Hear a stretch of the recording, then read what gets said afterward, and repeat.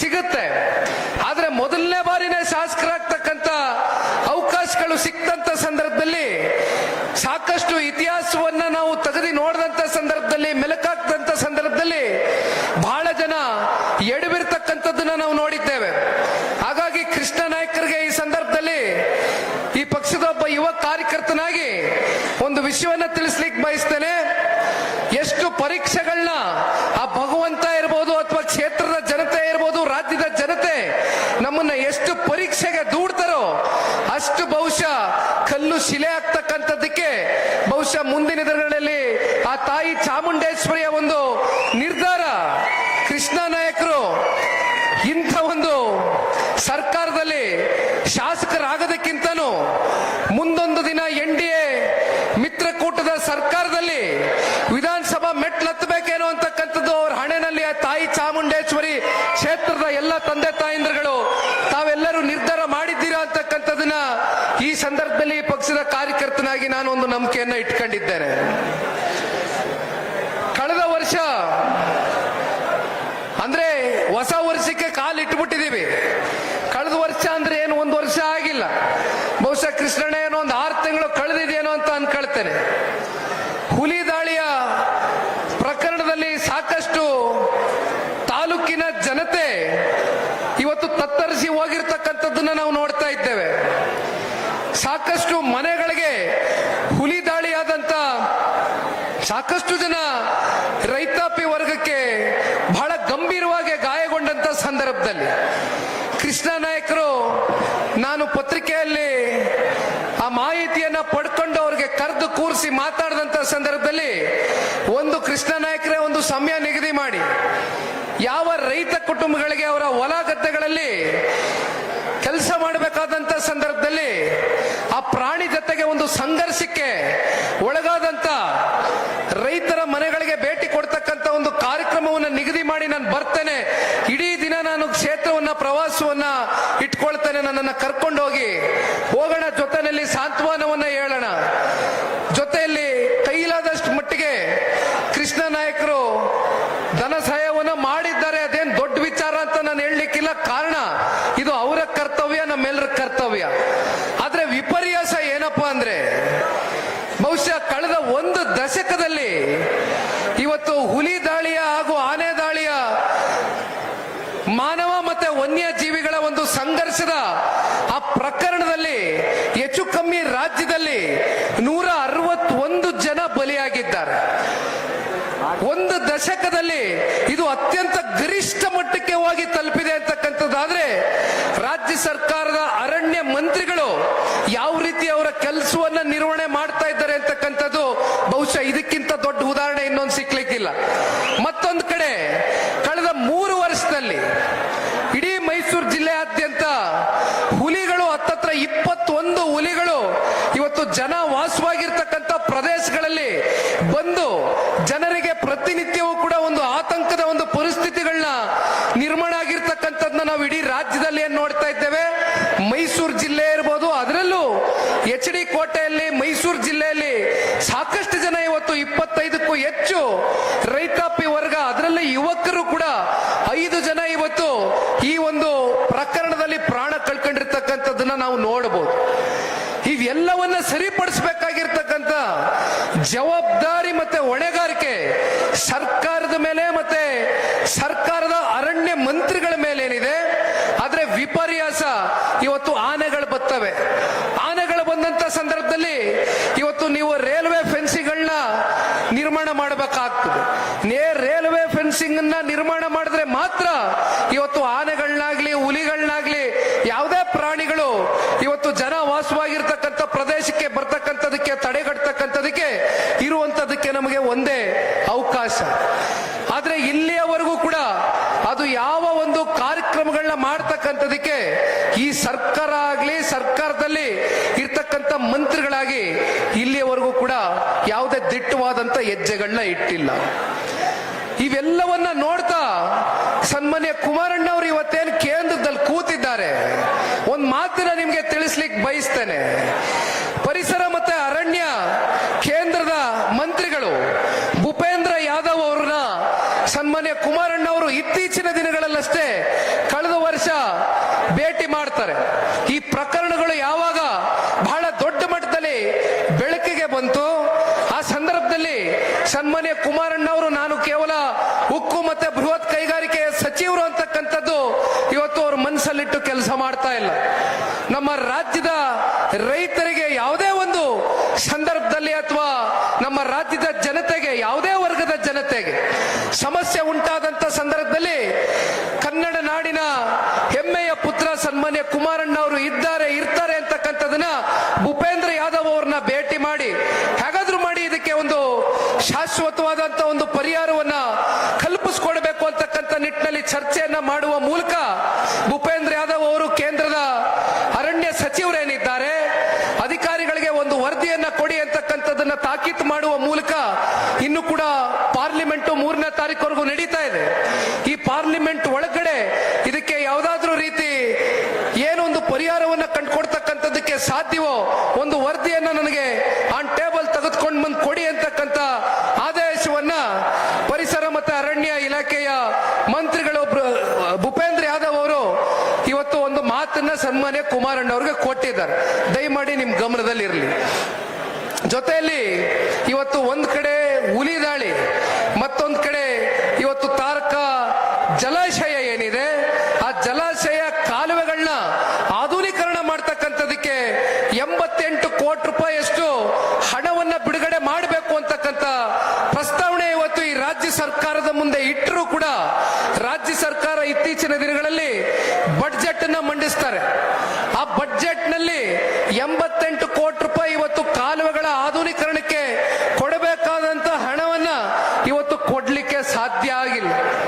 136, 138, 140 ಇವತ್ತು ಬೀಗ್ತಾರೆ. ಇವತ್ತು ಕಾಂಗ್ರೆಸ್ನವರು ದೊಡ್ಡ ಮಟ್ಟದಲ್ಲಿ ಇವತ್ತು ಆಡಳಿತವನ್ನ ಮಾಡ್ತಾ ಇದ್ದೇವೆ. 140 ಸ್ಥಾನ ರಾಜ್ಯದ ಜನ ನಮಗೆ ಕೊಟ್ಟಿದ್ದಾರೆ ಅಂತಕ್ಕಂಥದ್ನ ಕೇವಲ ನೀವು ನಿಮ್ಮ ಬೆನ್ನನ್ನ ತಟ್ಕೊಳ್ತಕ್ಕಂಥದ್ದಲ್ಲ, ರಾಜ್ಯದ ಜನತೆ ನಿಮ್ಮನ್ನ ಆಶೀರ್ವಾದ ಮಾಡದಂತ ಸಂದರ್ಭದಲ್ಲಿ ಇವತ್ತು ಮೈಸೂರು ಜಿಲ್ಲೆಗೆ ಸೇರಿರ್ತಕ್ಕಂಥ ಏನಿವತ್ತು ನಮ್ಮ ಕೋಟೆ ತಾಲೂಕಿದೆ, ಮಾನ್ಯ ಮುಖ್ಯಮಂತ್ರಿಗಳು ಪ್ರತಿನಿಧಿಸ್ತಾ ಇರ್ತಕ್ಕಂಥ ಜಿಲ್ಲೆ, ಇಂಥ ಒಂದು ಜಿಲ್ಲೆಯಲ್ಲಿ ಇಂಥ ಘಟನೆಗಳು ದುರ್ಘಟನೆಗಳು ನಡಿಬೇಕಾದಂತ ಸಂದರ್ಭದಲ್ಲಿ ಮುಖ್ಯಮಂತ್ರಿಗಳು ಕಣ್ಣು ಮುಚ್ಕೊಂಡು ಕೂತಿದ್ದಾರೆ.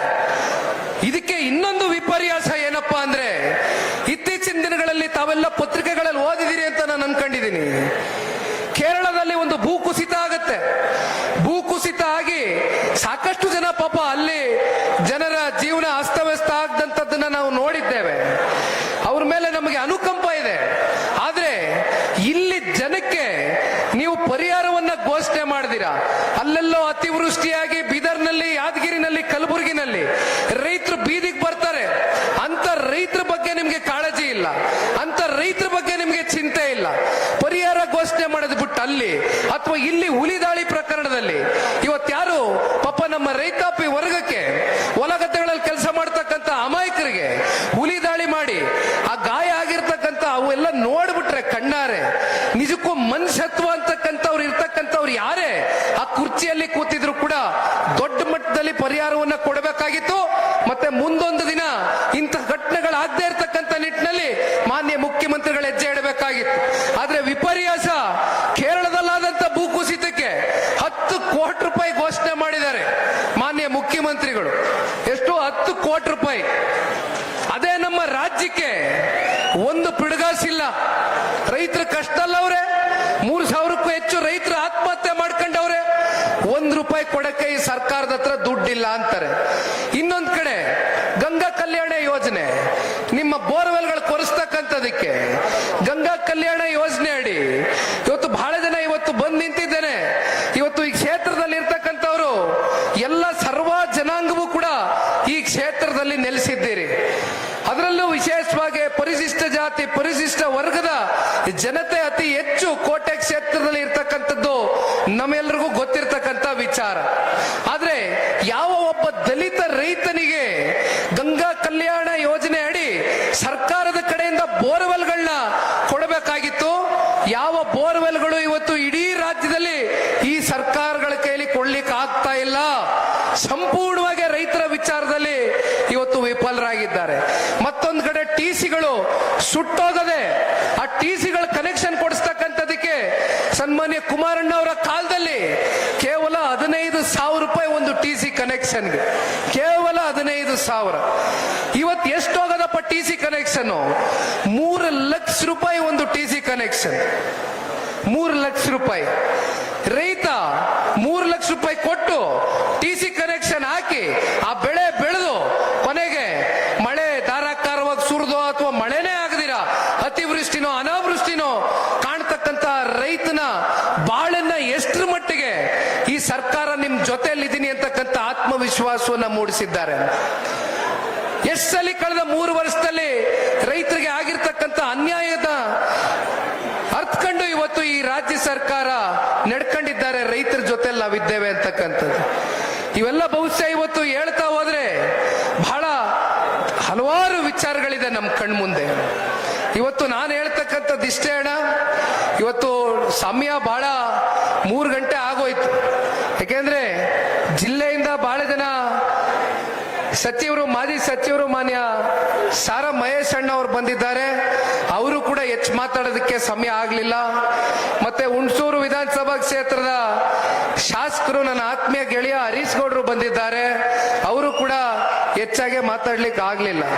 ಮತ್ತೆ ಇತ್ತೀಚೆಗೆ ನೂತನವಾಗಿ ಜಿಲ್ಲಾಧ್ಯಕ್ಷರಾಗಿ ನೇಮಕಾತಿಯಾಗಿರ್ತಕ್ಕಂಥ ಟಿ ನರಸೀಪುರ ಕ್ಷೇತ್ರದ ನಿಕಟಪೂರ್ವ ಶಾಸಕರು ಬಂದಿದ್ದಾರೆ, ಅಶ್ವಿನ್ ರವರು.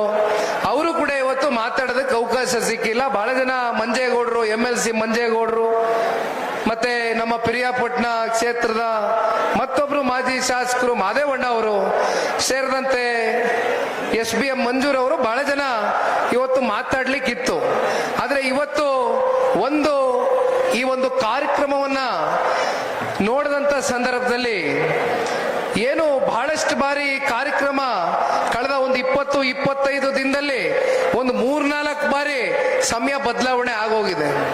ಬಹುಶಃ ಸಮಯ ಬದಲಾಗ್ತಕ್ಕಂಥದ್ದಕ್ಕೆ ಒಂದು ಕಾರಣ 7ನೇ ತಾರೀಕು ನಿಗದಿಯಾದಂತ ಕಾರ್ಯಕ್ರಮ ಮಾನ್ಯ ಮುಖ್ಯಮಂತ್ರಿಗಳು ಬರ್ತಾ ಇದ್ರು ಅಂತ ಕೇಳಿದ್ವಿ.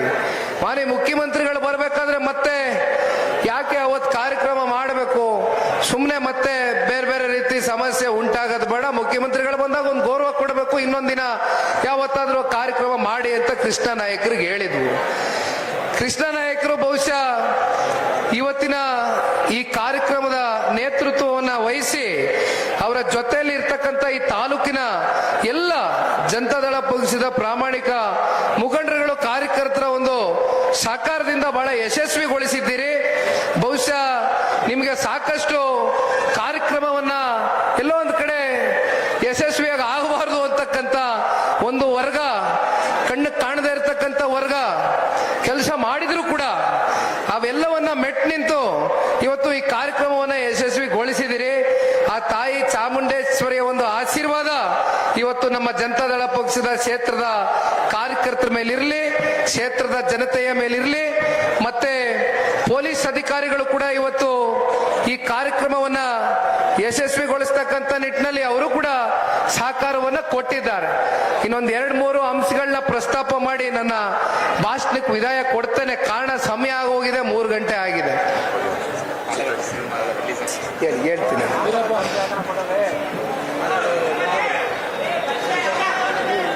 ಇವತ್ತು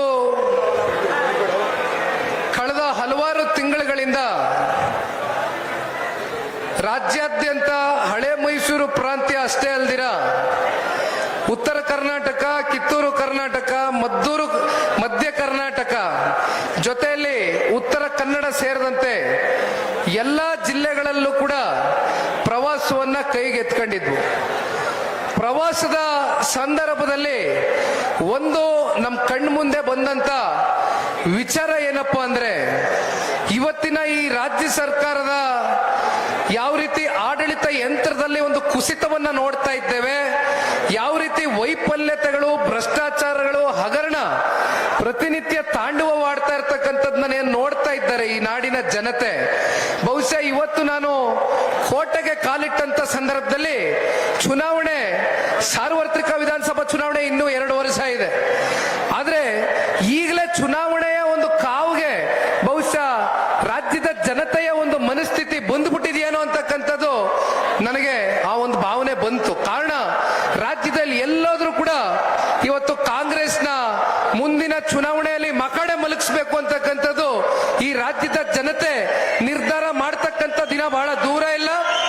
ರಾಜ್ಯದ ಜನ ಸನ್ಮಾನ್ಯ ಕುಮಾರಣ್ಣ ಅವರ ಆಡಳಿತವನ್ನ ಸ್ಮರಿಸ್ಕೊಳ್ತಾ ಇದ್ದಾರೆ. ಎಲ್ಲೋದ್ರೂ ಕೂಡ ಕುಮಾರಣ್ಣ ಅವರು ಅತ್ಯಂತ ಅಲ್ಪಾವಧಿಯ ಆಡಳಿತ ಈ ರಾಜ್ಯಕ್ಕೆ ಕೊಟ್ಟಿದ್ರು ಕೂಡ ಆ 20 ತಿಂಗಳು ಮತ್ತೆ 14 ತಿಂಗಳ ಆಡಳಿತ ಅವಧಿ ಬಹುಶಃ ಕರ್ನಾಟಕ ರಾಜ್ಯ ಕಂಡಂತ ಒಂದು ಸುವರ್ಣ ಯುಗ ಅಂತಕ್ಕಂಥದ್ದು ನಾಡಿನ ಜನತೆ ಇವತ್ತು ಎಲ್ಲಿ ಹೋದ್ರೂ ಕೂಡ ಚರ್ಚೆ ಮಾಡ್ತಾ ಇದ್ದಾರೆ. ಅದರಲ್ಲೂ ರೈತಾಪಿ ವರ್ಗ ಇರ್ಬೋದು, ಯುವಕರ ಬಗ್ಗೆ ಇವತ್ತು ನಾನು ಹೇಳಲೇಬೇಕಾಗ್ತದೆ. ವಿದ್ಯಾಸರಿಯ ಒಂದು ಯೋಜನೆ ಏನಿದೆ ಅದರ ಮೂಲಕ ಸ್ಕಾಲರ್ಶಿಪ್ಗಳು ಇವತ್ತು ನಮ್ಮ ಬಡ ಮಕ್ಕಳಿಗೆ, ಪರಿಶಿಷ್ಟ ಜಾತಿಯ ಪರಿಶಿಷ್ಟ ವರ್ಗದ ಮಕ್ಕಳುಗಳಿಗೆ ಸ್ಕಾಲರ್ಶಿಪ್ ಏನ್ ಸಿಗಬೇಕಾಗಿದೆ ಸಮಯಕ್ಕೆ ತಕ್ಕಂತೆ ಆ ಸ್ಕಾಲರ್ಶಿಪ್ಗಳು ಸಿಗ್ತಾ ಇಲ್ಲ. ಇನ್ನೊಂದು ಕಡೆ ಕೃಷ್ಣ ನಾಯಕರು ಬಹುಶಃ ಮಾತಾಡಬೇಕಾದ್ರೆ ಹೇಳ್ತಾ ಇದ್ರು, ಬಹುಶಃ ಅವರು ಅಂಕಿಅಂಶಗಳು ಇನ್ನೂ ಕೂಡ ಅವ್ರು ಅಪ್ಡೇಟ್ ಆಗಿಲ್ಲ ಅನ್ಕೋತೀನಿ. ಅದು ಕಳೆದ ವರ್ಷದ SCP TSP ಯ ಒಂದು 38ರಿಂದ 39 ಸಾವಿರ ಕೋಟಿ ಬೇರೆ ಬೇರೆ ಕಡೆ ವರ್ಗಾವಣೆಯನ್ನ ಮಾಡ್ಕೊಂಡಿರ್ತಕ್ಕಂಥದ್ದು ನಾವು ಏನ್ ನೋಡಿದ್ದೇವೆ. ಈ ವರ್ಷ ಸರಿ ಸುಮಾರು 53 ಸಾವಿರ ಕೋಟಿ SCP TSP ಹಣ ದಲಿತ ಕೇರಿ ಅಭಿವೃದ್ಧಿಗಳಿಗೆ ಇಟ್ಟಿರ್ತಕ್ಕಂಥ ಹಣವನ್ನ ಸಂಪೂರ್ಣ ದುರ್ಬಳಕೆಯನ್ನ ಮಾಡ್ಕೊಂಡಿರ್ತಕ್ಕಂಥದ್ದು ಬಹುಶಃ ಈ ರಾಜ್ಯ ಸರ್ಕಾರ ಇರಬಹುದು, ರಾಜ್ಯದ ಮಾನ್ಯ ಮುಖ್ಯಮಂತ್ರಿಗಳು ಮಾತೆತ್ತಿದ್ರೆ ನಾನು ಅಹಿಂದ ನಾಯಕ, ನಾನು ಸಮಾಜವಾದಿ ಅಂತಕ್ಕಂಥದ್ನ ಏನ್ ಮಾತನಾಡ್ತಾರೆ, ಬಹುಶಃ ಎಲ್ಲ ಸಮಾಜಗಳನ್ನು, ಎಲ್ಲ ಧರ್ಮದವ್ರನ್ನು, ಎಲ್ಲ ಜಾತಿ ಜನಾಂಗದವ್ರನ್ನು ಮೇಲೆತ್ತತಕ್ಕಂಥ ಒಂದು ಕಾರ್ಯಕ್ರಮವೂ ಕೂಡ ರಾಜ್ಯ ಸರ್ಕಾರ ಕಳೆದ 3 ವರ್ಷದಲ್ಲಿ ಕೊಡ್ತಕ್ಕಂಥದ್ರಲ್ಲಿ ಸಂಪೂರ್ಣವಾಗಿ ವಿಫಲರಾಗಿದ್ದಾರೆ ಅಂತಕ್ಕಂಥದ್ನ ಹೇಳಿದ್ರೆ ಬಹುಶಃ ತಪ್ಪಾಗ್ಲಿಕ್ಕಿಲ್ಲ. ಇಂಥ ಅನೇಕ ವಿಚಾರಗಳು ಇವತ್ತು ನಮ್ಮ ಕಣ್ ಮುಂದೆ ಇದೆ. ನಾನು ತಮ್ಮೆಲ್ಲರಲ್ಲೂ ಕೇಳ್ಕೊಳ್ತಕ್ಕಂಥದ್ದಿಷ್ಟೇ, ಮುಂದೊಂದು ದಿನ 2028ರ ವಿಧಾನಸಭಾ ಚುನಾವಣೆ ಬಹಳ ದೂರ ಇದೆ, ಇನ್ನು 2 ವರ್ಷ ಸಮಯ ಇದೆ. ಅದಕ್ಕಿಂತ ಮುಂಚೆ ಜಿಲ್ಲಾ ಪಂಚಾಯಿತಿ, ತಾಲೂಕು ಪಂಚಾಯಿತಿ, ಪಟ್ಟಣ ಪಂಚಾಯಿತಿ, ಪುರಸಭೆ, ನಗರಸಭೆ ಚುನಾವಣೆಗಳು ನಮ್ಮ ಕಾರ್ಯಕರ್ತರುಗಳು ನೀವು ಎದುರು ನೋಡ್ತಾ ಇದ್ದೀರಿ. ಇಂಥ ಚುನಾವಣೆಗಳಲ್ಲಿ ನಿಮ್ಮ ಜೊತೆ ಪಕ್ಷದ ರಾಜ್ಯ ಮಟ್ಟದ ಮುಖಂಡರಿರ್ಬೋದು, ಜಿಲ್ಲಾ ಮಟ್ಟದ ಮುಖಂಡರಿರ್ಬೋದು, ಅಥವಾ ತಾಲೂಕಿನ ಅಭ್ಯರ್ಥಿಯ ನೇತೃತ್ವದಲ್ಲಿ ಜೊತೆಗೂಡಿ ಇರತಕ್ಕಂಥ ಮುಖಂಡರುಗಳಿರ್ಬೋದು, ಇವತ್ತು ನಿಮಗೆ ಅಧಿಕಾರವನ್ನ ಕೊಡಿಸ್ತಕ್ಕಂಥ ನಿಟ್ಟಿನಲ್ಲಿ ಜಿಲ್ಲಾ ಪಂಚಾಯಿತಿ, ತಾಲೂಕು ಪಂಚಾಯಿತಿ ಚುನಾವಣೆಗಳಲ್ಲಿ ಯಾವುದೇ ಸ್ಥಳೀಯ ಚುನಾವಣೆಗಳು ಬರಲಿ, ನಿಮಗೆ ಆತ್ಮವಿಶ್ವಾಸವನ್ನ ತುಂಬಿಸಿ ನಿಮಗೆ ಒಂದು ಗೆಲುವಿನ ಹಾದಿಯನ್ನ ಸುಲಭವಾಗಿ ಮುಟ್ತಕ್ಕಂಥದಕ್ಕೆ ನಾವೆಲ್ಲರೂ ಕೂಡ ನಿಮ್ಮ ಜೊತೆಯಲ್ಲಿರ್ತೇವೆ. ಒಟ್ಟಾರೆಯಾಗಿ ಈ ಸ್ಥಳೀಯ ಚುನಾವಣೆಗಳು ಮುಕ್ತಾಯ ಆದ ನಂತರ ವಿಧಾನಸಭಾ ಸಾರ್ವತ್ರಿಕ ಚುನಾವಣೆಯನ್ನ ಎದುರು ನೋಡ್ತಾ ಇದ್ದೇವೆ. ಬಹುಶಃ ನಿಮ್ಮೆಲ್ಲರಲ್ಲೂ ಒಂದು ಭಾವನೆ ಇದೆ, ಸನ್ಮಾನ್ಯ ಕುಮಾರಣ್ಣ ಅವರು ಇವತ್ತು ಕೇಂದ್ರದಲ್ಲಿ ಉಕ್ಕು ಮತ್ತೆ ಬೃಹತ್ ಕೈಗಾರಿಕೆ ಸಚಿವರಾಗಿ ಕೆಲಸ ಮಾಡ್ತಾ ಇದ್ದಾರೆ. ಬಹುಶಃ ಅವರ ಕಾರ್ಯವೈಖರಿಯನ್ನ ದೇಶದ ಗೌರವಾನ್ವಿತ ಪ್ರಧಾನಮಂತ್ರಿಗಳು ಮಾನ್ಯ ನರೇಂದ್ರ ಮೋದಿಜಿರವರು ಬಹಳ ಮೆಚ್ಕೊಂಡಿರ್ತಕ್ಕಂಥದ್ದನ್ನ ಬಹುಶಃ ಈ ಸಂದರ್ಭದಲ್ಲಿ ನಾನು ನಿಮ್ಮ ಮುಂದೆ ಹೇಳಬೇಕಾಗ್ತದೆ. ಅವರು ತಗೊಂಡಿರ್ತಕ್ಕಂಥ ಅನೇಕ ನಿರ್ಣಯಗಳು ಅತ್ಯಂತ ಐತಿಹಾಸಿಕವಾದಂತ ನಿರ್ಣಯಗಳು. ಬಹಳ ಜನ ಹೇಳ್ತಾರೆ ಕುಮಾರಣ್ಣ ಅವರು ಒಂದು ಇಂಡಸ್ಟ್ರಿಯನ್ನ ತಗೋಬರ್ಬೋದು, ಅನೇಕ ಜಿಲ್ಲೆಗಳಿಗೆ ಇಂಡಸ್ಟ್ರಿಯನ್ನ ಕೊಡಬಹುದು, ಅದರ ಮೂಲಕ ಉದ್ಯೋಗ ಸೃಷ್ಟಿಯಾಗತ್ತೆ ಅಂತ. ಆದ್ರೆ ಮತ್ತೆ ಅಲ್ಲಿಯೂ ಕೂಡ ರಾಜಕಾರಣವನ್ನ ಬೆರೆಸ್ತಕ್ಕಂಥ ಕೆಲಸ ಈ ರಾಜ್ಯ ಸರ್ಕಾರ ಮಾಡ್ತಾ ಇದ್ದಾರೆ. ಇವತ್ತು ಒಂದು ಇಂಡಸ್ಟ್ರಿಯನ್ನ ತಗೊಂಡ್ ಬರ್ಬೇಕು ಅಂತಕ್ಕಂಥದ್ದಾದ್ರೆ ಆ ಇಂಡಸ್ಟ್ರಿ ಅವರಿಗೆ ಕೊಡಬೇಕಾಗಿರ್ತಕ್ಕಂಥದ್ದು ಒಂದು ಭೂಮಿ, ಇನ್ನೊಂದು ನೀರು, ಇನ್ನೊಂದು ಕರೆಂಟು. ಈ ಮೂರು ಕೂಡ ಇವತ್ತು ಈ ರಾಜ್ಯ ಸರ್ಕಾರ ಕೊಡ್ತಕ್ಕಂಥದಕ್ಕೆ ಹಿಂದೇಟಾಗ್ತಾ ಇದೆ. ಅಂದ್ರೆ ಎಲ್ಲೋ ಒಂದ್ ಕಡೆ ಇವತ್ತು ಕುಮಾರಣ್ಣ ಏನಾದ್ರೂ ಇಂಡಸ್ಟ್ರಿಗಳು ಈ ರಾಜ್ಯಕ್ಕೆ ತಗೊಂಡು ಬಂದು ಒಂದಷ್ಟು ಜನ ಯುವಕರಿಗೆ ಕೈ ತುಂಬಾ ಕೆಲಸ ಆಗೋಯ್ತು ಅಂತಕ್ಕಂಥದ್ದಾದ್ರೆ ಎಲ್ಲೋ ಒಂದ್ ಕಡೆ ಕುಮಾರಣ್ಣನ್ಗೆ ಆ ಒಂದು ಕ್ರೆಡಿಟ್ ಸಲ್ಬಿಡುತ್ತೆ ಅಂತಕ್ಕಂಥ ಆತಂಕದಿಂದ ಇವತ್ತು ಈ ರಾಜ್ಯ ಸರ್ಕಾರ ಇವ್ಯಾವು ಕೂಡ ಮಾಡ್ಲಿಕ್ಕೆ ಬಿಡ್ತಾ ಇಲ್ಲ. ಆದ್ರೆ ಅವರ ಒಂದು ಪರಿಮಿತಿಯಲ್ಲಿ, ಅವರ ಒಂದು ಚೌಕಟ್ಟಿನಲ್ಲಿ ಇವತ್ತು ಯಾವ ರೀತಿ ಕೆಲಸ ಮಾಡಬಹುದು ಆ ರೀತಿ ಸನ್ಮಾನ್ಯ ಕುಮಾರಣ್ಣ ಅವರು ಬಹುಶಃ ವೈಜಾಗ್ನ RINL ಸ್ಟೀಲ್ ಪ್ಲಾಂಟ್ ಏನಿದೆ ಹತ್ತತ್ರ 30,000ಕ್ಕೂ ಹೆಚ್ಚು ಕುಟುಂಬಗಳು ಆ ಸ್ಟೀಲ್ ಪ್ಲಾಂಟ್ ಸಂಪೂರ್ಣವಾಗಿ ಮುಚ್ಚೋಗಿತ್ತು. ಅದಕ್ಕೆ ಮತ್ತೊಮ್ಮೆ ಮರುಜೀವ ಕೊಡ್ತಕ್ಕಂಥದಕ್ಕೆ ನಿರ್ಮಲಾ ಸೀತಾರಾಮನ್ ರವರು ಹಣಕಾಸು ಹಣಕಾಸಿನ ಸಚಿವರು ಮೇಡಮ್ ಅವ್ರ ಜೊತೆನಲ್ಲಿ ಕೂತ್ಕೊಂಡು ಚರ್ಚೆ ಮಾಡಿ 11,500 ಕೋಟಿಯಷ್ಟು ಹಣವನ್ನ ಹೂಡಿಕೆ ಮಾಡಿ ವೈಜಾಗ್ನ ಸ್ಟೀಲ್ ಪ್ಲಾಂಟ್ ನ ಇವತ್ತು ತೆರಿತಕ್ಕಂಥದಕ್ಕೆ 30,000ಕ್ಕೂ ಹೆಚ್ಚು ಅಲ್ಲಿರ್ತಕ್ಕಂಥ ಕುಟುಂಬಗಳಿಗೆ ಉದ್ಯೋಗವನ್ನ ಕಲ್ಪಿಸ್ಕೊಡ್ತಕ್ಕಂಥ ಕೆಲಸ ಮಾನ್ಯ ಕುಮಾರಣ್ಣ ಅವರು ಮಾಡಿದ್ದಾರೆ. ಮತ್ತೆ ಇವತ್ತು ಕುಮಾರಣ್ಣ ಅವರಿಗೆ ಮುಂದಿನ ಗುರಿ ಇರ್ತಕ್ಕಂಥದ್ದು ಇಲ್ಲಿ ನಮ್ಮ ವಿಶ್ವೇಶ್ವರಯ್ಯ ಸ್ಟೀಲ್ ಪ್ಲಾಂಟ್ ಏನಿದೆ, ವಿಶ್ವೇಶ್ವರಯ್ಯ ಸ್ಟೀಲ್ ಪ್ಲಾಂಟ್ ನಮ್ಮ ಭದ್ರಾವತಿಯ ಕಾರ್ಖಾನೆ ಇವತ್ತೇನು ಮತ್ತೆ ಬಹಳ ವರ್ಷಗಳಿಂದ ಮುಚ್ಚೋಗಿದೆ, ಅದಕ್ಕೂ ಕೂಡ ಒಂದು ಮರುಜೀವವನ್ನ ತಂದು ಕೊಡ್ಲೇಬೇಕು ಅಂತಕ್ಕಂಥ ಒಂದು ದೃಢ ಸಂಕಲ್ಪವನ್ನ ಮಾಡಿದ್ದಾರೆ. ಇವೆಲ್ಲವನ್ನ ನೋಡಿದಾಗ ಸನ್ಮಾನ್ಯ ಕುಮಾರಣ್ಣ ಅವರಿಗೆ ನೀವು ರಾಜ್ಯದ ಮುಖ್ಯಮಂತ್ರಿಗಳಾಗಿ ಅವಕಾಶ ಕೊಟ್ಟಂತ ಸಂದರ್ಭದಲ್ಲಿಯೂ ಕೂಡ ಜನತೆಯ ಪರವಾಗಿ ಚಿಂತನೆಯನ್ನ ಮಾಡಿ ಜನತೆಯ ಪರವಾಗಿ ಕೆಲಸವನ್ನ ಮಾಡಿರ್ತಕ್ಕಂಥದ್ದನ್ನ ನೋಡಿದ್ದೇವೆ. ಅದೇ ರೀತಿ ಇವತ್ತು ಕೇಂದ್ರದ ಸಚಿವರಾಗಿಯೂ ಕೂಡ ಕಳೆದ 2 ವರ್ಷದಲ್ಲಿ ಸನ್ಮಾನ್ಯ ಕುಮಾರಣ್ಣ ಅವರು ತಗೊಂಡಿರ್ತಕ್ಕಂಥ ನಿರ್ಣಯಗಳು, ಕೊಡ್ತಾ ಇರ್ತಕ್ಕಂಥ ಕಾರ್ಯಕ್ರಮಗಳು ಬಹುಶಃ ಎಲ್ಲರೂ ಕೂಡ ಸ್ಮರಿಸ್ಕೊಳ್ತಕ್ಕಂಥ ಒಂದು ವಿಚಾರ ಅಂತಕ್ಕಂಥದ್ದು ಹೇಳಿದ್ರೆ ಬಹುಶಃ ತಪ್ಪಾಗ್ಲಿಕ್ಕಿಲ್ಲ. ಮುಂದೊಂದು ದಿನ ನಮ್ಮ ಕನ್ನಡ ನಾಡಿನಲ್ಲಿ ಮತ್ತೊಮ್ಮೆ ಸನ್ಮಾನ್ಯ ಕುಮಾರಣ್ಣ ಅವರು, ಯಾಕೆಂದ್ರೆ ಇದನ್ನ ಯಾಕೆ ಹೇಳ್ತಾ ಇದ್ದೀನಿ ಅಂದ್ರೆ ನಿನ್ನೆ ಒಂದು ಸದನದಲ್ಲಿ ಒಂದು ಘಟನೆ ನಡೀತಪ್ಪ. ಸದನದಲ್ಲಿ ಯಾವ ವಿಚಾರಗಳ ಚರ್ಚೆ ಆಗಬೇಕು, ಕಲಾಪದಲ್ಲಿ ಆ ಒಂದು ಪುಣ್ಯ ಸ್ಥಳದಲ್ಲಿ ನಿಂತ್ಕೊಂಡು ರಾಜ್ಯದ ಜನತೆಯ ಸಮಗ್ರ ಸಮಸ್ಯೆಗಳ ಬಗ್ಗೆ ಚರ್ಚೆಯನ್ನ ಮಾಡುವ ಮೂಲಕ ಅದಕ್ಕೆ ಯಾವ ರೀತಿ ಒಂದು ವಿರೋಧ ಪಕ್ಷ ಆಡಳಿತ ಪಕ್ಷವನ್ನ ಕಿವಿ ಹಿಂಡೋ ಮೂಲಕ ಅದನ್ನ ಯಾವ ರೀತಿ ಸರಿ ದಾರಿಗೆ ತಗೊಂಡೋಗ್ಬೇಕು ಅಂತಕ್ಕಂಥ ಚರ್ಚೆಗಳು ಇವತ್ತು ಸದನದಲ್ಲಿ ನಡೀತಾ ಇಲ್ಲ. ಸದನದಲ್ಲಿ ಯಾವ ರೀತಿ ಚರ್ಚೆಗಳು ನಡೀತಾ ಇದೆ, ನಿನ್ನೆ ಕೊನೆ ದಿನ ಸದನದಲ್ಲಿ ಏನೇನ್ ಚರ್ಚೆಗಳಾಯ್ತು.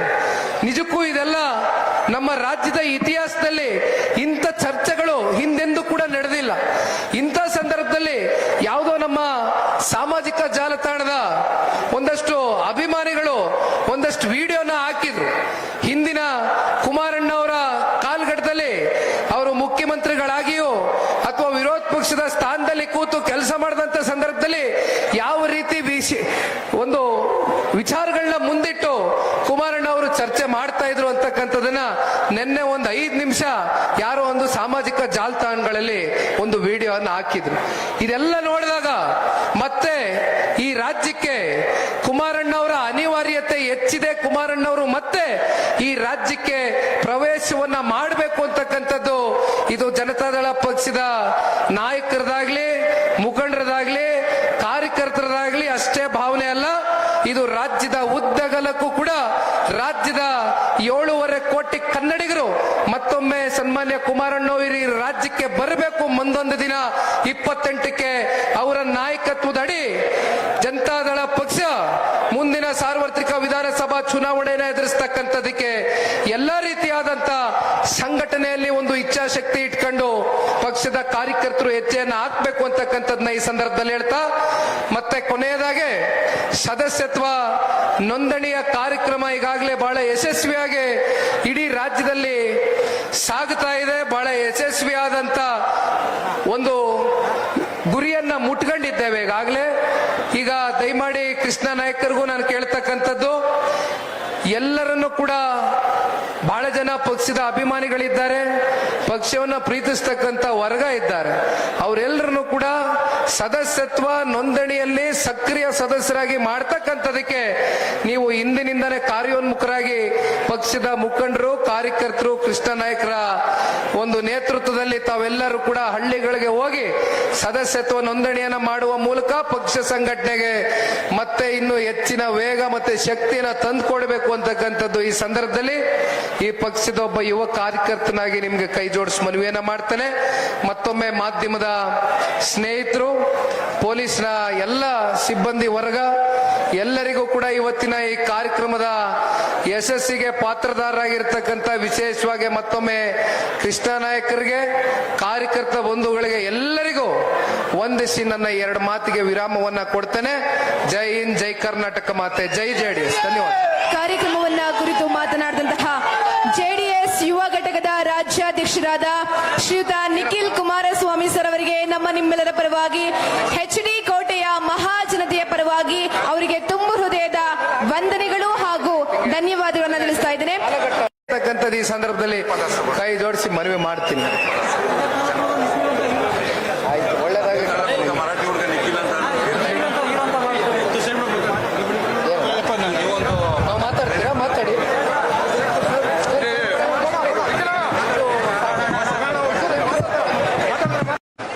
ಈ ಪಕ್ಷದ ಎಲ್ಲ ನಿಷ್ಠಾವಂತ ಕಾರ್ಯಕರ್ತ ಬಂಧುಗಳು ಜೊತೆಯಲ್ಲಿ ಸರಗೂರು ತಾಲೂಕು ಕೂಡ ಸೇರಿದಂತೆ ಅನೇಕ ಜನ ಮುಖಂಡರುಗಳ ಸಹಕಾರದಿಂದ ಬಹಳ ದಿನಗಳಿಂದ ನಡಿಬೇಕಾದಂತ ಜನರೊಂದಿಗೆ ಜನತಾದಳ ಕಾರ್ಯಕ್ರಮ ಇವತ್ತು ಕೋಟೆ ನಾಡಿಗೆ ಬಂದು ತಲುಪಿದೆ. ಕೃಷ್ಣ ನಾಯಕರು ಪ್ರಾಸ್ತಾವಿಕವಾಗಿ ಈಗಾಗಲೇ ಸುದೀರ್ಘವಾಗಿ ಅನೇಕ ವಿಚಾರಗಳನ್ನ ನಿಮ್ಮ ಮುಂದೆ ಪ್ರಸ್ತಾವನೆಯನ್ನ ಇಟ್ಟಿದ್ದಾರೆ. ಇವತ್ತಿನ ಈ ಕಾರ್ಯಕ್ರಮಕ್ಕೆ ಪಕ್ಷದ ಕಾರ್ಯಕರ್ತರು ಮುಖಂಡರು ಅಷ್ಟೇ ಅಲ್ಲದಿರ ಮಾಧ್ಯಮದ ಮಿತ್ರರು ಕೂಡ ಆಗಮಿಸಿದ್ದಾರೆ.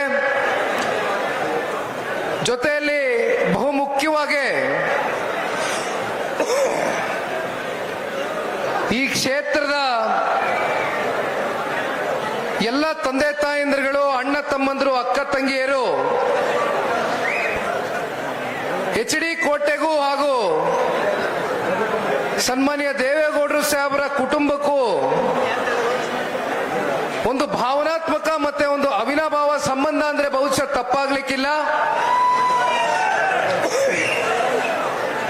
HD ಕೋಟೆ ವಿಧಾನಸಭಾ ಕ್ಷೇತ್ರವನ್ನ ಒಂದು ಮತಕ್ಷೇತ್ರ ಅಂತಕ್ಕಂಥದ್ದಷ್ಟೇ ದೇವೇಗೌಡರು ಕುಟುಂಬ ಪರಿಗಣಿಸಿಲ್ಲ. ಅದೇ ರೀತಿ ಕ್ಷೇತ್ರದ ಜನತೆಯೂ ಕೂಡ ಜಿಲ್ಲೆಯ ನಾಯಕರು ಮಾತನಾಡಬೇಕಾದಂತ ಸಂದರ್ಭದಲ್ಲಿ 89ರ ಇಸ್ವಿಯಲ್ಲಿ ಆ ಒಂದು ಜನತಾದಳ ಪಕ್ಷದ ಒಂದು ವಿಧಾನಸಭಾ ಸಾರ್ವತ್ರಿಕ ಚುನಾವಣೆಯ ಸಂದರ್ಭದಲ್ಲಿ ಬಂದಂತ ಒಂದು ಫಲಿತಾಂಶವನ್ನ ಮತ್ತೊಮ್ಮೆ ಜಿಲ್ಲೆಯ ಎಲ್ಲ ನಾಯಕರುಗಳು ಮೆಲುಕಾಗ್ತಾ ಇರ್ತಕ್ಕಂಥದನ್ನ ಬಹುಶಃ ನಾವು ನೋಡುದು ವೇದಿಕೆ ಮೂಲಕ. ಅವತ್ತು ಜನತಾದಳ ಪಕ್ಷಕ್ಕೆ ಕೇವಲ 2 ಸ್ಥಾನಗಳು ಇಡೀ ರಾಜ್ಯದಲ್ಲಿ ಪಡೆದಂತ ಸಂದರ್ಭದಲ್ಲಿ ಒಂದು ಕಡೆ ವೇಮಗಲ್ಲು ಇವತ್ತು ವೇಮಗಲ್ಲಾಗಿ ಉಳಿದಿಲ್ಲ. ವೇಮಗಲ್ಲು ಕ್ಷೇತ್ರವನ್ನ ಜನತಾದಳ ಪಕ್ಷಕ್ಕೆ ಆಶೀರ್ವಾದವನ್ನು ಮಾಡಿದಂಥದ್ದನ್ನ ನೋಡಿದ್ವಿ. ಜೊತೆಯಲ್ಲಿ HD ಕೋಟೆ ವಿಧಾನಸಭಾ ಕ್ಷೇತ್ರದ ಪ್ರಬುದ್ಧ ಮತದಾರ ತಂದೆ ತಾಯಂದಿರುಗಳು ಅವತ್ತು ಆಶೀರ್ವಾದವನ್ನ ಮಾಡಿದಂಥದ್ದು ಬಹುಶಃ ಇಂದಿಗೂ ಕೂಡ ಒಂದು ಐತಿಹಾಸಿಕವಾದಂತ ಒಂದು ಕ್ಷಣ ಅಂತಕ್ಕಂಥದ್ದು ಈ ಸಂದರ್ಭದಲ್ಲಿ ನಾನು ಮರೀಲಿಕ್ಕೆ ಸಾಧ್ಯ ಇಲ್ಲ. ಆ ರೀತಿ ಯಾರೇ ಪಕ್ಷದಲ್ಲಿ ಬಂದು ಹೋದ್ರೂ ಕೂಡ ಪಕ್ಷವನ್ನ ಪ್ರೀತಿಸ್ತಕ್ಕಂಥ ವರ್ಗ, ಸನ್ಮಾನ್ಯ ದೇವೇಗೌಡರು ಸಾಹೇಬ್ರನ್ನ ಆರಾಧಿಸ್ತಕ್ಕಂಥ ವರ್ಗ, ಸನ್ಮಾನ್ಯ ಕುಮಾರಣ್ಣ ಅವರ ನಾಯಕತ್ವವನ್ನ ಮೆಚ್ಚಿರ್ತಕ್ಕಂಥ ಒಂದು ವರ್ಗ ಇಡೀ ರಾಜ್ಯದಲ್ಲಿ ಯಾವುದಾದ್ರೂ ಇದ್ರೆ ಅದು ಮೊದಲನೇ ಸ್ಥಾನ HD ಕೋಟೆ ವಿಧಾನಸಭಾ ಕ್ಷೇತ್ರದ ಎಲ್ಲ ನಮ್ಮ ತಂದೆ ತಾಯಂದಿರುಗಳಿಗೆ ಈ ಸಂದರ್ಭದಲ್ಲಿ ಸೇರ್ಬೇಕು ಅಂತಕ್ಕಂಥದ್ದು ಈ ಸಂದರ್ಭದಲ್ಲಿ ನಾನು ಈ ಪಕ್ಷದ ಒಬ್ಬ ನಿಷ್ಠಾವಂತ ಕಾರ್ಯಕರ್ತನಾಗಿ ತಿಳಿಸ್ಲಿಕ್ಕೆ ಬಯಸ್ತೇನೆ. ಕಳೆದ ಸಾರ್ವತ್ರಿಕ ಚುನಾವಣೆಯಲ್ಲಿ ಕೃಷ್ಣ ನಾಯಕರು ಜನತಾದಳ ಪಕ್ಷದಿಂದ ಚುನಾವಣೆಯನ್ನ ಸ್ಪರ್ಧೆ ಮಾಡಬೇಕಾಗಿತ್ತು. ಆದ್ರೆ ಅವತ್ತಿನ ರಾಜಕಾರಣದ ಕೆಲವೊಂದಷ್ಟು ಆ ಸನ್ನಿವೇಶಗಳು ನಮ್ಮ ಕಣ್ಣು ಮುಂದೆ ಒಂದಷ್ಟು ಬದಲಾದ ಅವತ್ತಿನ ಕಾಲಘಟ್ಟದಲ್ಲಿ ತಗೊಂಡಂತ ಕೆಲವೊಂದಷ್ಟು ನಿರ್ಣಯಗಳೇನಿತ್ತು, ಕೃಷ್ಣ ನಾಯಕರು ಕಳೆದ ಸಾರ್ವತ್ರಿಕ 23ರ ಚುನಾವಣೆಯಲ್ಲಿ ಜನತಾದಳ ಪಕ್ಷದಿಂದ ಅಭ್ಯರ್ಥಿಗಳಾಗಿದ್ರೆ ಬಹುಶಃ ಇವತ್ತು ನಿಮ್ ಕಣ್ಣು ಮುಂದೆ ನಿಮ್ಮೆಲ್ಲರ ಆಶೀರ್ವಾದದಿಂದ ಅವರು ಶಾಸಕರಾಗ್ತಾ ಇದ್ರೇನೋ. ಆದ್ರೆ ನಾನು ಕೃಷ್ಣ ನಾಯಕರಿಗೆ ಯಾವಾಗ್ಲೂ ಒಂದು ಮಾತು ಹೇಳ್ತಾ ಇರ್ತೇನೆ. ಈಗಾಗಲೇ ಅವರು ಕೋಟೆಗೆ ಕಾಲಿಟ್ಟು ಸರಿಸುಮಾರು 10 ವರ್ಷ ಕಳೆದಿದೆ.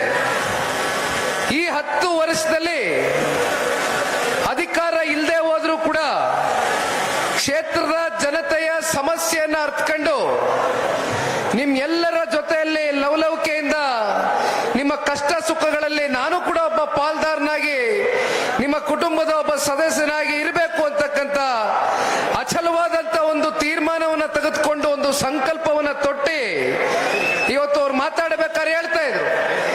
ಜನತಾದಳ ಪಕ್ಷದಲ್ಲಿ ಇವತ್ತು ವೇದಿಕೆ ಮುಂಭಾಗದಲ್ಲಿ ವೇದಿಕೆ ಮೇಲೆ ಇನ್ನು ಹಳ್ಳಿಗಳಲ್ಲಿ ಸಾಕಷ್ಟು ಜನ ಈ ಪಕ್ಷವನ್ನ ಬೆಳೆಸಿರ್ತಕ್ಕಂಥವ್ರು, ಉಳಿಸಿರ್ತಕ್ಕಂಥವ್ರು, ಅರಸಿರ್ತಕ್ಕಂಥ ಸಹಸ್ರಾರು ಸಂಖ್ಯೆಯ ಅಭಿಮಾನಿಗಳಿದ್ದಾರೆ. ಅವ್ರು ಯಾರನ್ನು ಕೂಡ ನಡು ಬೀದಿಯಲ್ಲಿ ಕೈ ಬಿಟ್ಟು ಹೋಗ್ತಕ್ಕಂಥ ಪ್ರಶ್ನೆ ಇಲ್ಲ. ಜನತಾದಳ ಪಕ್ಷದ ಕಾರ್ಯಕರ್ತರಿಗೆ ಹೆಗಲಿಗೆ ಹೆಗಲು ಕೊಟ್ಕೊಂಡು ನಾನು ಈ ಪಕ್ಷದ ಕಾರ್ಯಕರ್ತನಾಗಿ ಸನ್ಮಾನ್ಯ ಕುಮಾರಣ್ಣವರ ನಾಯಕತ್ವದಡಿ ಮುಂದಿನ 2028ರ ಸಾರ್ವತ್ರಿಕ ವಿಧಾನಸಭಾ ಚುನಾವಣೆಯಲ್ಲಿ ನಿಮ್ಮೆಲ್ಲರ ಆಶೀರ್ವಾದವನ್ನ ಬೇಡಿ ಕ್ಷೇತ್ರದ ಸರ್ವತೋಮುಖ ಅಭಿವೃದ್ಧಿಗೆ ಮುಂದಿನ ದಿನಗಳಲ್ಲಿ ನಾನು ಒಂದು ಸಂಕಲ್ಪವನ್ನು ತೊಟ್ಟಿ ನಿಂತಿದ್ದೇನೆ ಅಂತಕ್ಕಂಥದ್ದು ಬಹಳ ಗಟ್ಟಿ ಧ್ವನಿಯಿಂದ ಕೃಷ್ಣ ನಾಯಕರು ಹೇಳಿದಂಥದ್ದನ್ನ ನೋಡಿದಂತ ಸಂದರ್ಭದಲ್ಲಿ, ಕೃಷ್ಣ ನಾಯಕರು 10 ವರ್ಷ ಆಗಿರ್ಬೋದು ಕೋಟೆಗೆ ಬಂದು, ಎಷ್ಟೋ ಜನ ಮೊದಲನೇ ಬಾರಿಯೇ ಶಾಸಕರಾಗ್ತಕ್ಕಂಥ ಅವಕಾಶಗಳು ಸಿಗುತ್ತೆ. ಆದ್ರೆ ಮೊದಲನೇ ಬಾರಿನೇ ಶಾಸಕರಾಗ್ತಕ್ಕಂಥ ಅವಕಾಶಗಳು ಸಿಕ್ತಂತ ಸಂದರ್ಭದಲ್ಲಿ ಸಾಕಷ್ಟು ಇತಿಹಾಸವನ್ನ ನಾವು ತೆಗೆದು ನೋಡಿದಂತ ಸಂದರ್ಭದಲ್ಲಿ, ಮೆಲುಕಾಕ್ತಂತ ಸಂದರ್ಭದಲ್ಲಿ ಬಹಳ ಜನ ಎಡವಿರ್ತಕ್ಕಂಥದ್ದನ್ನ ನಾವು ನೋಡಿದ್ದೇವೆ. ಹಾಗಾಗಿ ಕೃಷ್ಣ ನಾಯಕರಿಗೆ ಈ ಸಂದರ್ಭದಲ್ಲಿ ಈ ಪಕ್ಷದ ಒಬ್ಬ ಯುವ ಕಾರ್ಯಕರ್ತನಾಗಿ ಒಂದು ವಿಷಯವನ್ನ ತಿಳಿಸ್ಲಿಕ್ಕೆ ಬಯಸ್ತೇನೆ. ಎಷ್ಟು ಪರೀಕ್ಷೆಗಳನ್ನ ಆ ಭಗವಂತ ಇರ್ಬೋದು ಅಥವಾ ಕ್ಷೇತ್ರದ ಜನತೆ ಇರ್ಬೋದು, ರಾಜ್ಯದ ಜನತೆ ನಮ್ಮನ್ನ ಎಷ್ಟು ಪರೀಕ್ಷೆಗೆ ದೂಡ್ತಾರೋ ಅಷ್ಟು ಬಹುಶಃ ಕಲ್ಲು ಶಿಲೆ ಆಗ್ತಕ್ಕಂಥದ್ದಕ್ಕೆ ಬಹುಶಃ ಮುಂದಿನ ದಿನಗಳಲ್ಲಿ ಆ ತಾಯಿ ಚಾಮುಂಡೇಶ್ವರಿಯ ಒಂದು ನಿರ್ಧಾರ. ಕೃಷ್ಣ ನಾಯಕರು ಇಂಥ ಒಂದು ಸರ್ಕಾರದಲ್ಲಿ ಶಾಸಕರಾಗೋದಕ್ಕಿಂತನೂ ಮುಂದೊಂದು ದಿನ NDA ಮಿತ್ರಕೂಟದ ಸರ್ಕಾರದಲ್ಲಿ ವಿಧಾನಸಭಾ ಮೆಟ್ಲತ್ತಬೇಕೇನೋ ಅಂತಕ್ಕಂಥದ್ದು ಅವ್ರ ಹಣೆನಲ್ಲಿ ಆ ತಾಯಿ ಚಾಮುಂಡೇಶ್ವರಿ ಕ್ಷೇತ್ರದ ಎಲ್ಲ ತಂದೆ ತಾಯಂದ್ರುಗಳು ತಾವೆಲ್ಲರೂ ನಿರ್ಧಾರ ಮಾಡಿದ್ದೀರಾ ಅಂತಕ್ಕಂಥದನ್ನ ಈ ಸಂದರ್ಭದಲ್ಲಿ ಪಕ್ಷದ ಕಾರ್ಯಕರ್ತನಾಗಿ ನಾನು ಒಂದು ನಂಬಿಕೆಯನ್ನ ಇಟ್ಕೊಂಡಿದ್ದೇನೆ. ಕಳೆದ ವರ್ಷ ಅಂದ್ರೆ ಹೊಸ ವರ್ಷಕ್ಕೆ ಕಾಲಿಟ್ಬಿಟ್ಟಿದೀವಿ. ಕಳೆದ ವರ್ಷ ಅಂದ್ರೆ ಏನು 1 ವರ್ಷ ಆಗಿಲ್ಲ, ಬಹುಶಃ ಕೃಷ್ಣಣ್ಣ ಏನೋ ಒಂದು 6 ತಿಂಗಳು ಕಳೆದಿದೆಯೇನೋ ಅಂತ ಅನ್ಕೊಳ್ತೇನೆ. ಹುಲಿ ದಾಳಿಯ ಪ್ರಕರಣದಲ್ಲಿ ಸಾಕಷ್ಟು ತಾಲೂಕಿನ ಜನತೆ ಇವತ್ತು ತತ್ತರಿಸಿ ಹೋಗಿರ್ತಕ್ಕಂಥದ್ದನ್ನ ನಾವು ನೋಡ್ತಾ ಇದ್ದೇವೆ. ಸಾಕಷ್ಟು ಮನೆಗಳಿಗೆ ಹುಲಿ ದಾಳಿಯಾದಂತ ಸಾಕಷ್ಟು ಜನ ರೈತಾಪಿ ವರ್ಗಕ್ಕೆ ಬಹಳ ಗಂಭೀರವಾಗಿ ಗಾಯಗೊಂಡಂತ ಸಂದರ್ಭದಲ್ಲಿ ಕೃಷ್ಣ ನಾಯಕರು ನಾನು ಪತ್ರಿಕೆಯಲ್ಲಿ ಆ ಮಾಹಿತಿಯನ್ನ ಪಡ್ಕೊಂಡು ಅವ್ರಿಗೆ ಕರೆದು ಕೂರಿಸಿ ಮಾತಾಡಿದಂತ ಸಂದರ್ಭದಲ್ಲಿ ಒಂದು ಕೃಷ್ಣ ನಾಯಕರೇ ಒಂದು ಸಮಯ ನಿಗದಿ ಮಾಡಿ ಯಾವ ರೈತ ಕುಟುಂಬಗಳಿಗೆ ಅವರ ಹೊಲ ಗದ್ದೆಗಳಲ್ಲಿ ಕೆಲಸ ಮಾಡಬೇಕಾದಂತ ಸಂದರ್ಭದಲ್ಲಿ ಆ ಪ್ರಾಣಿ ಜೊತೆಗೆ ಒಂದು ಸಂಘರ್ಷಕ್ಕೆ ಒಳಗಾದಂತ ರೈತರ ಮನೆಗಳಿಗೆ ಭೇಟಿ ಕೊಡ್ತಕ್ಕಂತ ಒಂದು ಕಾರ್ಯಕ್ರಮವನ್ನು ನಿಗದಿ ಮಾಡಿ ನಾನು ಬರ್ತೇನೆ.